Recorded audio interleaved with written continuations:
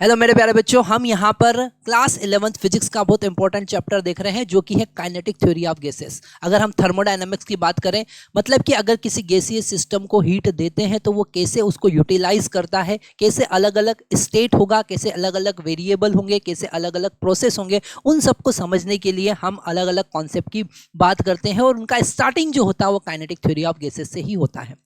यहाँ पर हम गैस के मॉलिक्यूल के मोशन की हेल्प से वो कैसे प्रेशर एक्सर्ट करता है, कैसे वॉल्यूम, टेम्परेचर और प्रेशर में रिलेशन होते हैं, वो सब की बात हम करने के लिए आइडियल गैस अजम्पशन का कॉन्सेप्ट यूज करते हैं। हम मान के चलते हैं कि सारे पार्टिकल्स आइडेंटिकल है और उनका साइज जो है, ये सारे पॉइंट बहुत इंपॉर्टेंट है, उसी की हेल्प से आप सारे कॉन्सेप्ट समझेंगे।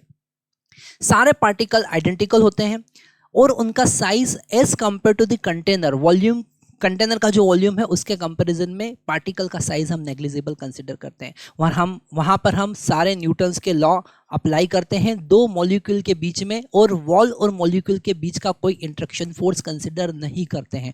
और सबसे इंपॉर्टेंट पॉइंट यहाँ पर समझना है कि वहाँ पर सारा जो कोलिजन होगा, मतलब दो मॉलिक्यूल के बीच का कोलिजन और वॉल और मॉलिक्यूल के बीच का कोलिजन जो होगा वो इलास्टिक कोलिजन होगा, मतलब काइनेटिक एनर्जी कंजर्व्ड रहेगी, कोई दूसरे फॉर्म में एनर्जी का लॉस नहीं होगा। अगर दो मॉलिक्यूल कोलाइड कर रहे हैं तो वहां पर एनर्जी का लॉस नहीं होगा, एनर्जी कंजर्व रहेगी। और इसी कॉन्सेप्ट की हेल्प से हम आगे सारे डेरिवेशंस देखने वाले हैं।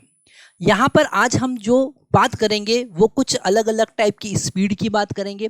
हम आज बात करने वाले हैं रूट मीन स्क्वायर स्पीड की, हम आज बात करने वाले हैं मोस्ट प्रोबेबल स्पीड की, आज हम बात करने वाले हैं एवरेज स्पीड की, और इनके इंटर रिलेशनशिप की, कैसे हम इन तीनों को कंपेयर कर सकते हैं। और लास्ट में हम देखने वाले हैं जेई में पूछे गए क्वेश्चन जो इस टॉपिक से पूछे गए हैं।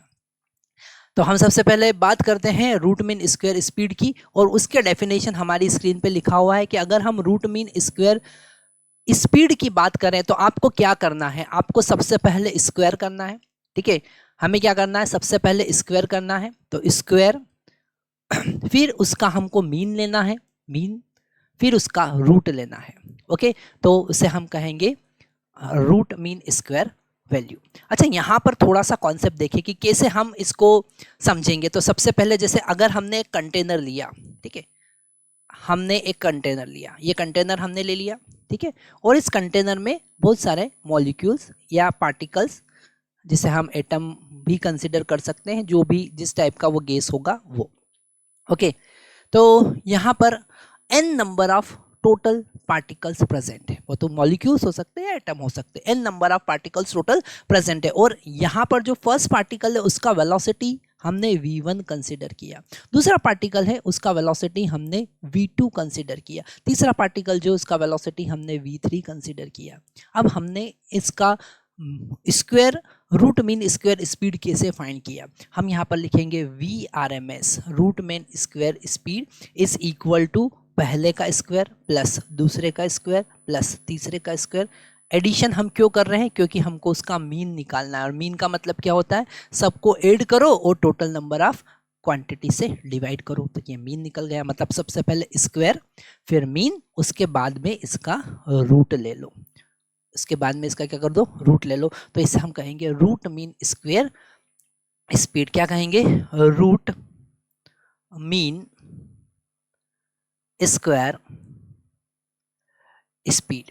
ओके, तो यहां पर 4 स्टेप है रूट मीन स्क्वायर स्पीड को समझने के लिए, है ना। और यहां पर जब हम जो समझ रहे हैं रूट मीन स्क्वायर स्पीड, तो अपोजिट डायरेक्शन में हम चलते हैं। स्टेप नंबर 1 सारी स्पीड, है ना, जितने भी पार्टिकल्स हैं, जितने भी मॉलिक्यूल्स हैं, जितने भी एटम्स हैं, उनकी स्पीड और उनका स्क्वायर। स्टेप नंबर 2 क्या होगा, उनका स्क्वायर करना है।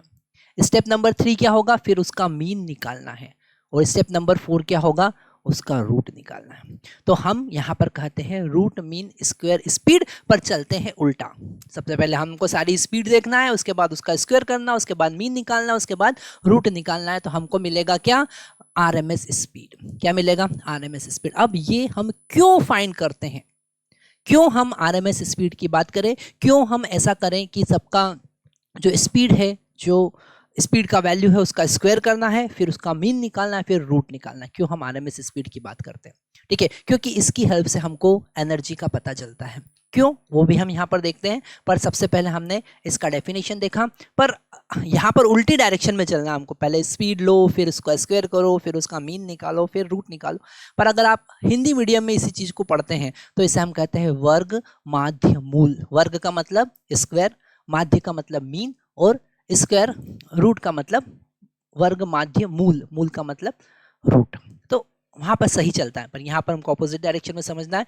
आपको ये ध्यान से समझना है कि रूट मीन स्क्वायर स्पीड क्या होती है। कभी कभी जेई में इस टाइप के क्वेश्चन या आपके बोर्ड में इस टाइप के क्वेश्चन होंगे कि 5 मॉलिक्यूल 10 मॉलिक्यूल अलग अलग मॉलिक्यूल के उनको स्पीड दे रखी है, उसका आरएमएस फाइंड करना, तो आपको यही फॉर्मूला यूज करना होता है। पर यहाँ पर जनरली इस टाइप के एक्सप्रेशन हम यूज नहीं करते हैं। हम क्या यूज करते हैं अब उसकी बात करेंगे।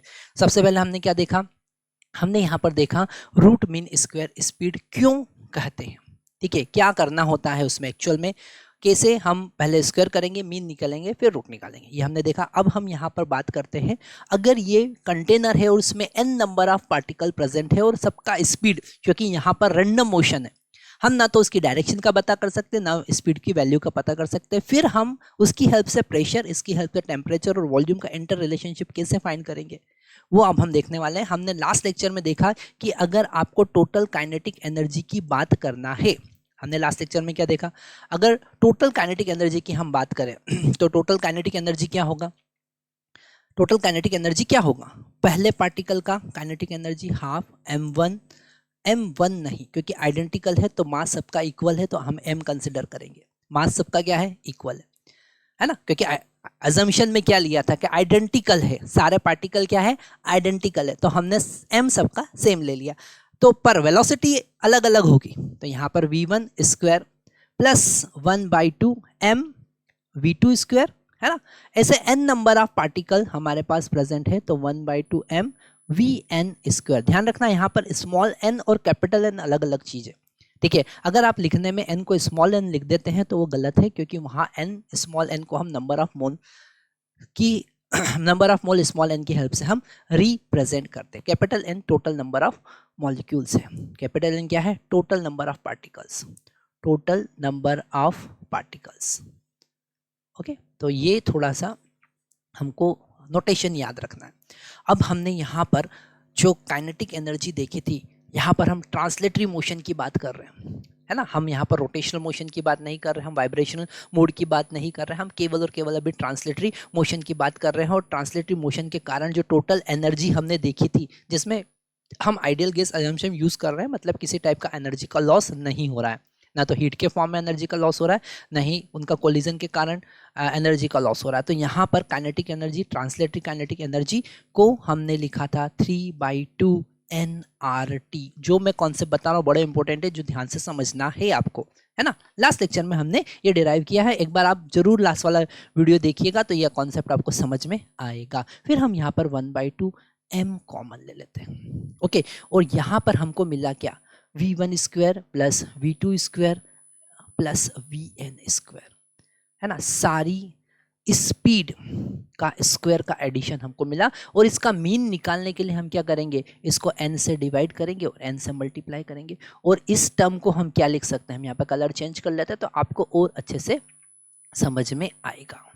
तो ये जो टर्म हमको मिल रहा है ये क्या है, ये है VRMS का स्क्वायर। क्या है, VRMS का स्क्वायर, जो कि हमको मिला था v1 स्क्वायर से vn स्क्वायर तक डिवाइडेड बाय n। ठीक है, तो हमने यहाँ पर 3/2 nRT is equal to 1/2 m, small m, m का मतलब क्या है, स्मॉल m का मतलब है एक सिंगल पार्टिकल का mass. Okay, small m total n, total number of particles into VRMS का स्क्वायर। ओके, तो यहाँ पर अगर हम VRMS का वैल्यू फाइंड करें तो कैसे हमारे पास में वैल्यू आएगा, अब हम वो देखने वाले हैं। पर हम अब नए स्क्रीन पे जाएंगे। तो मेरे प्यारे बच्चों, अब हम क्या कर रहे हैं, अब यहाँ पर हम VRMS स्क्वायर की वैल्यू फाइंड कर रहे हैं, है ना। तो हम यहाँ पर लिखेंगे VRMS स्क्वायर। हमको मिला क्या, 2 से 2 तो यहाँ कैंसिल हो गया, है ना।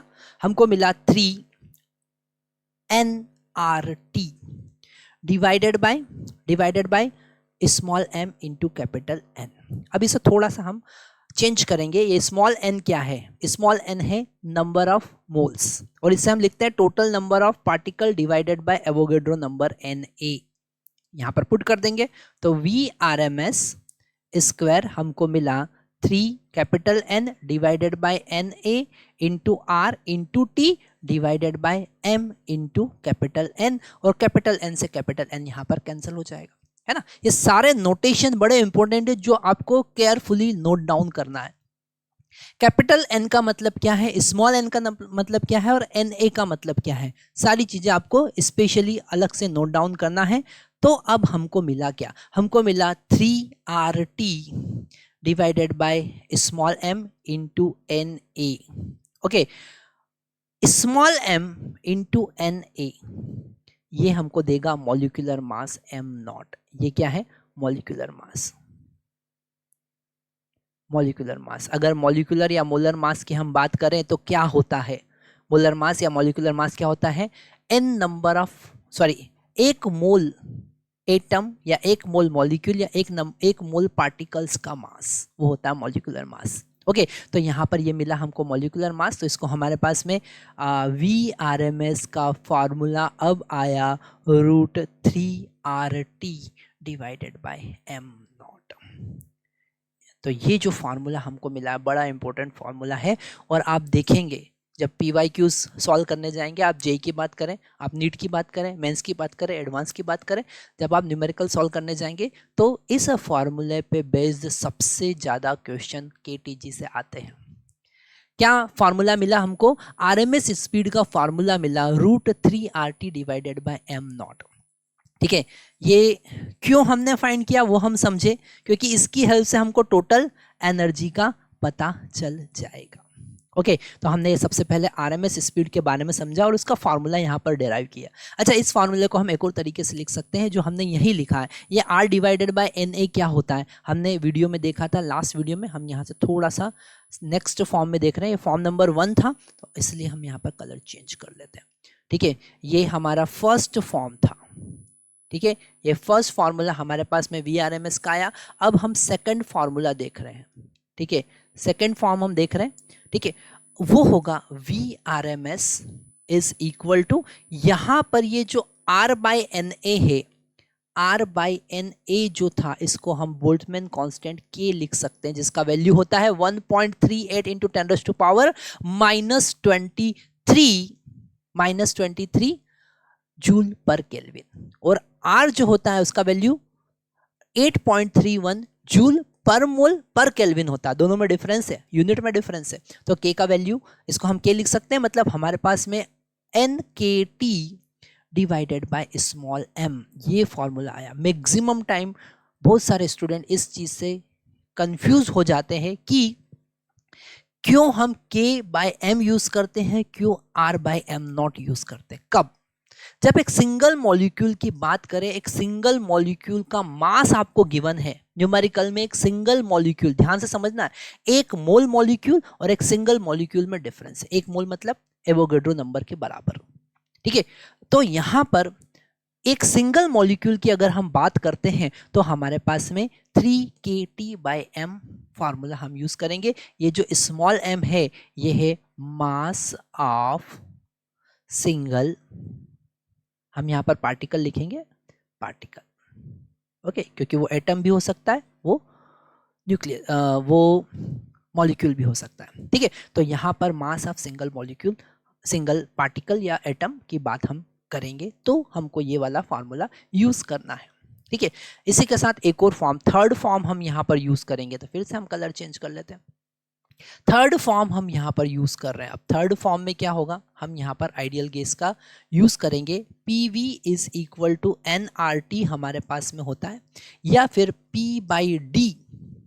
Okay, P is equal to D, या फिर रो भी लिख सकते हैं, रो बाई m0RT। ओके, तो यहाँ पर P बाई रो का फार्मूला जो वैल्यू मिला वो मिला RT डिवाइडेड बाय m0। ये फार्मूला हमने डिराइव किया था। अगर आपको ये समझ में नहीं आ रहा है तो आप थोड़ा सा लास्ट इस प्लेलिस्ट में ऊपर के वीडियोस देख लिए, आपको वहाँ पर समझ में आएगा आइडियल गैस के बारे में हमने बात की थी। तो यहाँ पर हम वैल्यू पुट करेंगे तो VRMS का नया फॉर्मूला एक और हमारे पास में आया 3P डिवाइडेड बाय रो। रो का मतलब क्या? रो का मतलब डेंसिटी। रो का मतलब क्या है? डेंसिटी।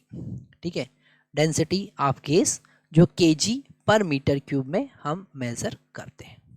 ठीक है, तो यहाँ पर हमने 3 अलग अलग फॉर्म देखे। हमने सबसे पहले देखा कि आरएमएस स्पीड क्या होता है, और आरएमएस स्पीड के 3 फॉर्मूले बड़े इंपॉर्टेंट है जो आप अभी नोट डाउन कर लीजिए। आप की पॉइंट भी यहाँ पर बना सकते हैं, और इस सारे वीडियोस के बाद में हम एक शॉर्ट नोट्स भी, शॉर्ट रिवीजन पार्ट भी आपको देंगे जिसमें आप सारे फॉर्मूले एक बार समराइज कर सकते हैं। ठीक है, तो यहाँ पर हमारे पास 3 फॉर्मूला आए, √3RT/m0 अगर मॉलिक्यूलर मास गिवन है, और दूसरा फार्मूला हमारे पास में आया है, ये दूसरा फार्मूला यहाँ पर हम हाईलाइट कर देते हैं, ये दूसरा फार्मूला हमारे पास में आया है जो कि आया है √3kT/m। m यहाँ पर स्मॉल m यहाँ पर सिंगल मॉलिक्यूल का मास है। ठीक है, और यहाँ पर अगर सिंगल मॉलिक्यूल का मास क्वेश्चन में गिवन है तो ये वाला फार्मूला यूज करना, और डेंसिटी गिवन है, प्रेशर गिवन है, तो थर्ड फार्मूला √3p/ρ आप यूज कर सकते हैं। तो 3 फार्मूले बड़े इंपॉर्टेंट है आरएमएस स्पीड से जो आपको नोट डाउन कर लेना है। ठीक है, अब यहां पर और क्या इंपॉर्टेंट पॉइंट है जो आप समझेंगे, वो हम नेक्स्ट स्क्रीन पर आके देखते हैं। तो हमने फार्मूले कौन कौन से देखे, पहले एक बार फार्मूले स्क्रीन पर लिख लेते हैं। फर्स्ट फार्मूला हमने आरएमएस स्पीड का देखा √3RT/m। क्या देखा? √3RT/m0। यहाँ पर m0 जो है वो मॉलिक्यूलर मास है। दूसरा फार्मूला हमने देखा √3kT/m। के यहाँ पर बोल्टमैन कांस्टेंट है, उसके हमने वैल्यू देखी थी, और यहाँ पर m जो है वो सिंगल मॉलिक्यूल का मास है। और तीसरा फार्मूला हमारे पास प्रेशर और डेंसिटी के टर्म में आया 3p/ρ। रो यहाँ पर डेंसिटी है। अब यहाँ पर अगर हम फर्स्ट फार्मूला देखते हैं तो हमको ये समझ में आता है कि VRMS स्पीड जो है वो डायरेक्टली प्रोपोर्शनल है √T के। ये बड़ा इंपॉर्टेंट पॉइंट है। अभी हम देखेंगे कि जेईई में डायरेक्ट इस पे क्वेश्चन पूछा गया है। यहाँ पर हम देख सकते हैं कि अगर हम VRMS का स्क्वायर लेते हैं तो हमको डायरेक्टली प्रोपोर्शनल टू टेम्परेचर मिलता है। ठीक है, आरएमएस स्पीड का स्क्वायर जो है वो टेम्परेचर के डायरेक्टली प्रोपोर्शनल है। आरएमएस स्पीड टेम्परेचर के रूट के डायरेक्टली प्रोपोर्शनल होती है। दूसरा इंपॉर्टेंट पॉइंट, आरएमएस स्पीड जो होती है वो मॉलिक्यूलर मास के रूट के इन्वर्सली प्रोपोर्शनल होती है। ये दूसरा इंपॉर्टेंट पॉइंट है, पॉइंट नंबर 1 और पॉइंट नंबर 2। और जो लॉजिकल क्वेश्चन बनेंगे, जो कॉन्सेप्चुअल क्वेश्चन बनेंगे, जो न्यूमेरिकल क्वेश्चन बनेंगे, वो इसी कॉन्सेप्ट पर बनने वाले हैं, आप देख सकते हैं। ठीक है, PYQ हम जब सॉल्व करेंगे तब हम वापस से ये सारे पॉइंट डिस्कस करेंगे कि कैसे हम यहाँ पर रिलेशनशिप एस्टेब्लिश कर सकते हैं। ठीक है, तो यहाँ पर VRMS is directly proportional to √2 is inversely proportional to root of molecular mass. ठीक है, अच्छा यहाँ पर हमको ये बात भी समझ लेना है कि आरएमएस स्पीड जो होती है वो अलग अलग टेम्परेचर पे अलग अलग होती है। अगर टेम्परेचर को डबल किया तो आरएमएस स्पीड चेंज होगी, 3 टाइम्स कर दिया, टेम्परेचर को इंक्रीज करेंगे तो आरएमएस स्पीड यहाँ पर इंक्रीज होगी। ओके, दूसरा यहाँ पर मॉलिक्यूलर मास पर भी डिपेंड करता है। जैसे हम हाइड्रोजन की बात करेंगे, हम ऑक्सीजन की बात करें, हम नाइट्रोजन की बात करें, हम यहाँ पर CO2 की बात करें, तो जो मॉलिक्यूलर मास है अलग अलग होता है, तो इस आरएमएस स्पीड क्या होगी? अलग अलग हो। डेफिनेटली वो अलग अलग भी होना चाहिए। तो हमने यहाँ पर आरएमएस स्पीड के बारे में बात किया। अब हम यहाँ पर सेकंड कैटेगरी देख रहे हैं जो हमारी स्क्रीन पर है, मोस्ट प्रोबेबल स्पीड। ठीक है, यहाँ पर हम अगर नॉर्मलाइज कर्व देखें, ये जो कर्व हमारी स्क्रीन पे दिख रहा है, इस कर्व को ध्यान से समझना पड़ेगा हमको। कर्व जब हम प्लॉट करते हैं, ठीक है, क्योंकि यहाँ पर रैंडम मोशन की हम बात कर रहे हैं, ठीक है, और रैंडम मोशन के लिए हम प्रोबेबिलिटी की बात करते हैं। प्रोबेबिलिटी की हेल्प से ये कर्व बनाया गया है। ठीक है, तो यहाँ पर एक्स एक्सिस पर हमने लिया है स्पीड। क्या लिया है? स्पीड। ठीक है, और वाई एक्सिस पे हमने लिया है नंबर ऑफ मॉलिक्यूल्स। ओके, ये मैक्सवेल कर्व इसे हम कहते हैं। प्रोबेबिलिटी की हेल्प से हम पता करते हैं। मैक्सवेल ने ये सबसे पहले बताया था। हमने फर्स्ट लेक्चर में भी इंट्रोडक्शन में ये कॉन्सेप्ट समझा था कि मैक्सवेल ने कर्व की हेल्प से स्पीड के बारे में बताया। तो नंबर ऑफ मॉलिक्यूल हमने यहाँ पर और एक्स एक्सिस पे स्पीड लिया। अब यहाँ देख सकते हैं कि एक स्पीड हम देख रहे हैं जिसको इन्होंने कहा है VP, उसके मॉलिक्यूल्स की क्वांटिटी सबसे ज़्यादा है। ये ग्राफ बड़ा इंपॉर्टेंट है जो ध्यान से समझना है। ठीक है, मोस्ट प्रोबेबल स्पीड उसको कहेंगे, डेफिनेशन हमारी स्क्रीन पे लिखा हुआ है। Most probable speed is the speed with which maximum number of gas molecule are moving. वो स्पीड जिससे सबसे ज्यादा मॉलिक्यूल्स मूव कर रहे हैं, जिस स्पीड से सबसे ज्यादा मॉलिक्यूल मूव कर रहे हैं। अगर हम इस ग्राफ को देखें तो ऐसे मॉलिक्यूल जो हैं जिनकी स्पीड बहुत ही कम है, ऐसे मॉलिक्यूल बहुत कम होंगे, और ऐसे मॉलिक्यूल जिनकी स्पीड सबसे बहुत ही ज़्यादा है वैसे भी कम होंगे। जो मोस्ट प्रोबेबल स्पीड से मूव करने वाले मॉलिक्यूल हैं वो सबसे ज़्यादा होंगे। जैसे एवरेज की हम बात करते हैं, ठीक है, तो यहाँ पर अगर हम एवरेज की बात करें तो अगर हम परसेंटेज की बात करें कि क्लास में हमारे पास में 100 स्टूडेंट है और 100 स्टूडेंट में हम देखें तो 70% जो है वो मैक्सिमम नंबर ऑफ स्टूडेंट के हैं। अगर हम 90% की बात करें तो बहुत कम स्टूडेंट होंगे। अगर हम 20%, 30%, 40% की बात करें, 50% की बात करें तो ऐसे नंबर ऑफ स्टूडेंट भी कम होंगे।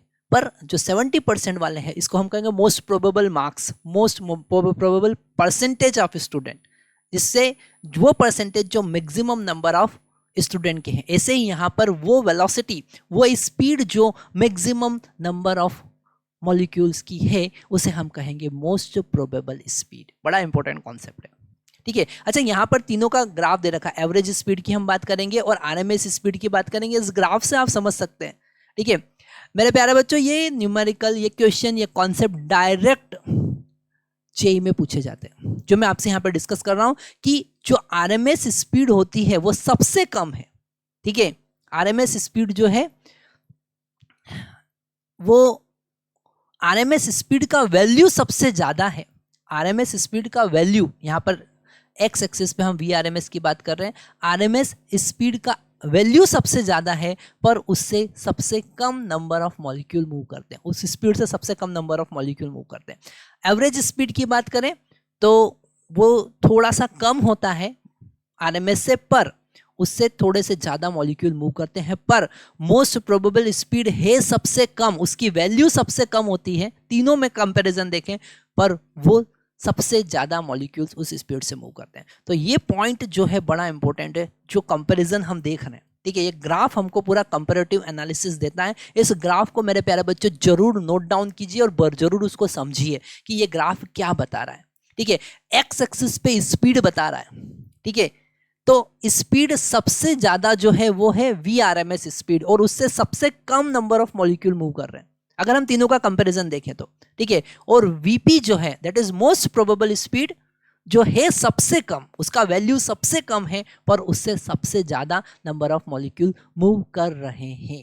तो ये ग्राफ कंपैरिजन बड़ा इंपॉर्टेंट है, जो ध्यान से समझना पड़ेगा। ये फार्मूला भी हम यहाँ पर देख सकते हैं। इसका फार्मूला होता है, मोस्ट प्रोबेबल स्पीड का फार्मूला होता है √2RT। 3 की जगह 2RT होता है, तो कंपैरिजन हम समझ ही गए, वहां पे 3 आ रहा है, यहाँ पे 2 आ रहा है। Definitely most probable numerically value भी यहाँ पर क्या है, कम है, √2RT डिवाइडेड बाय m। हम यहाँ पर √3KT बाय m भी लिख सकते हैं, और वही फार्मूला हमारे पास में है √2p डिवाइडेड बाय रो, ठीक है। तो ये जो ग्राफ हमने देखा, ये जो कॉन्सेप्ट हमने देखा बड़ा इंपॉर्टेंट है, जो आपको समझना है। इस ग्राफ को भी बहुत इंपॉर्टेंट तरीके से समझना है। ये फार्मूला आपको याद रखना है और कंपैरेटिव एनालिसिस भी आपको याद रखना है। नेक्स्ट हम यहाँ पर बात कर रहे हैं एवरेज स्पीड की। एवरेज स्पीड का मतलब ये है कि अरिथमेटिक मीन निकालना आपको। अरिथमेटिक मीन मतलब अगर हम यहाँ पर वी एवरेज की बात करें, मतलब V1 + V2 + V3 ऐसे ही Vn divided by n, simple.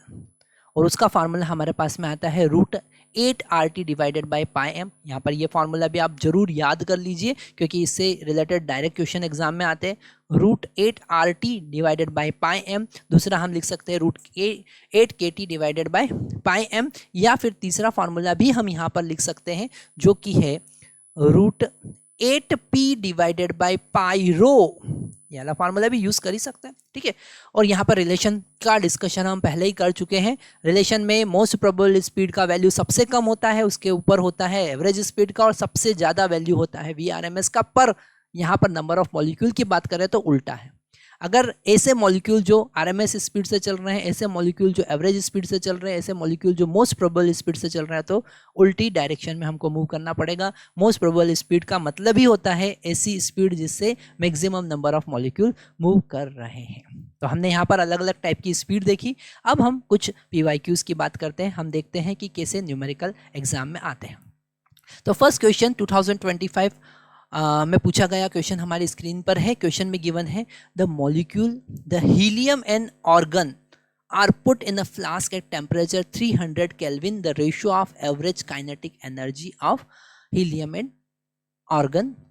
Okay, तो यहाँ पर सिंपल सा कॉन्सेप्ट हम यूज कर सकते हैं। एनर्जी का फॉर्मूला, तो काइनेटिक एनर्जी का फॉर्मूला तो हमने देखा ही है, क्या होता है काइनेटिक एनर्जी का फॉर्मूला 3/2 nRT। ओके, यही फॉर्मूला हमने यूज किया।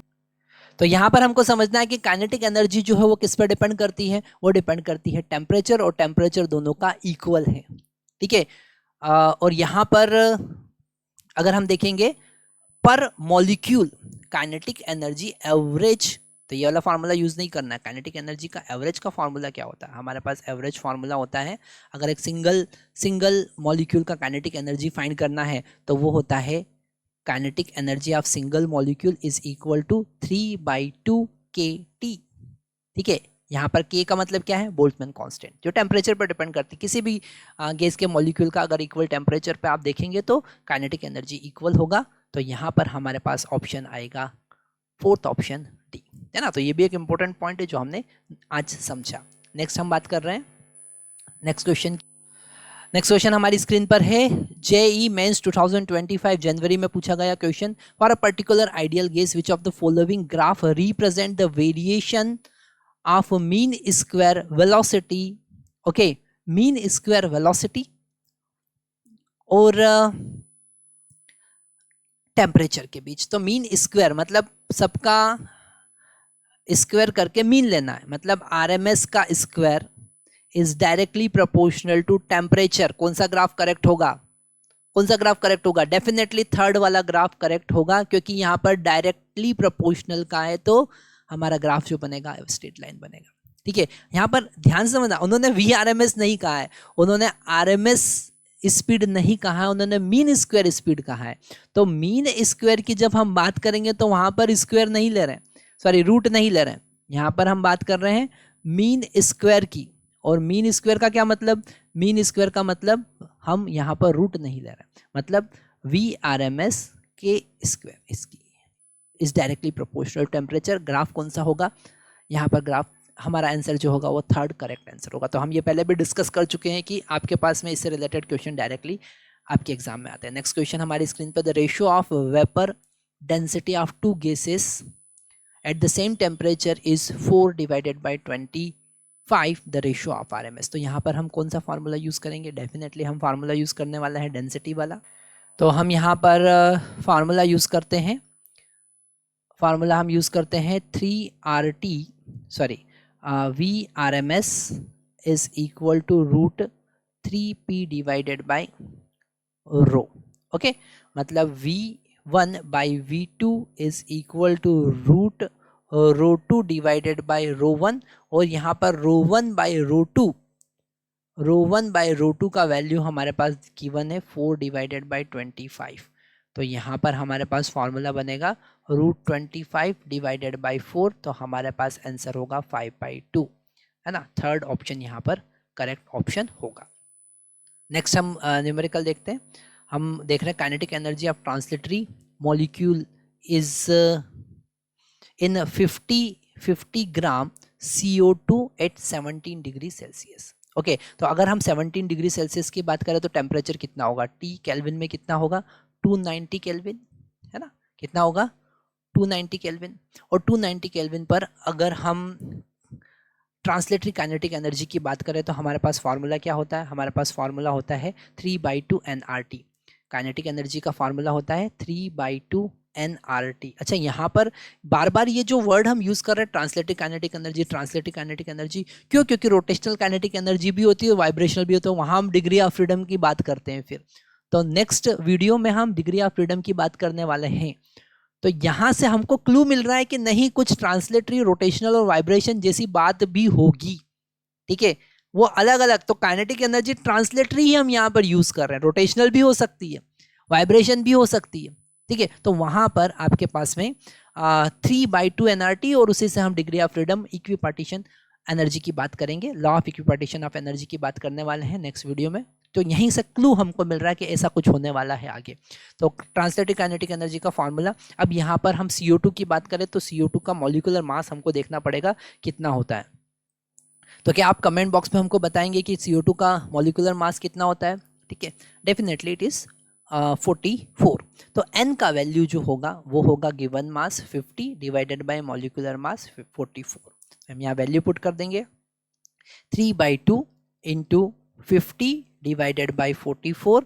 आर का वैल्यू हमको पता है 8.31 होता है, ठीक है, 8.31 इंटू, ठीक है, इंटू टेम्परेचर यहाँ पर हमारा हुआ 290। इसे आप सॉल्व कीजिए और आप हमको कमेंट बॉक्स में बताइएगा कि आंसर क्या होने वाला है। तो इस वीडियो में हमने क्या क्या देखा? इस वीडियो में हमने देखा हम RMS स्पीड की बात क्यों करते हैं, क्यों रूट मीन स्क्वायर स्पीड हम फाइंड करते हैं, मोस्ट प्रोबेबल स्पीड का क्या इंपॉर्टेंस है वो हमने देखा, ग्राफ के बारे में देखा। वो ग्राफ जरूर नोट डाउन कीजिएगा क्योंकि जनरली वो ग्राफ हमारी बुक्स में नहीं होता है, ठीक है। तो मोस्ट प्रोबेबल स्पीड का कॉन्सेप्ट आप वहीं से समझेंगे। हम यहाँ पर एवरेज स्पीड के बारे में देखें, तीनों का कंपैरिजन देखा। ग्राफ को अगर आप समझ गए होंगे तो कंपैरिजन याद करना बड़ा इजी हो जाएगा। मोस्ट प्रोबेबल स्पीड सबसे कम स्पीड होती है, उसके बाद एवरेज और उससे ज़्यादा सबसे ज़्यादा होता है हमारे पास RMS स्पीड, बट यहाँ पर नंबर ऑफ मॉलिक्यूल अपोजिट होते हैं, ठीक है। नेक्स्ट वीडियो में हम बात करने वाले हैं डिग्री ऑफ फ्रीडम की, और वो आपको मिस नहीं करना है। Thank you very much.